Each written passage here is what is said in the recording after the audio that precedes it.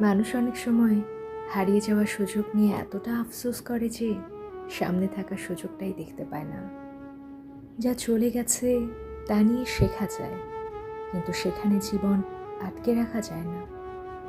একটা ভুল সিদ্ধান্ত, একটা ব্যর্থ সম্পর্ক, একটা নষ্ট দিন, এসব আপনার পুরো জীবন নয়। আপনি এখনও নতুন করে শুরু করতে পারেন। যতদিন বেঁচে আছেন ততদিন পরিবর্তনের দরজা খোলা। নিজের অতীতকে শাস্তি বানাবেন না। ভুল করেছেন, কষ্ট পেয়েছেন, তবু আপনি শেষ হয়ে যাননি, বরং আপনি এখন আরও অভিজ্ঞ। সেই অভিজ্ঞতা নিয়ে সামনে হাঁটুন। জীবন অনেক সময় দ্বিতীয় সুযোগ দেয়, শুধু গ্রহণ করার সাহস চাই। আজকের আফসোসকে কালকের সিদ্ধান্ত বানান, শাস্তি নয়। আপনি চাইলে আবার নিজের জন্য সুন্দর পথ তৈরি করতে পারেন।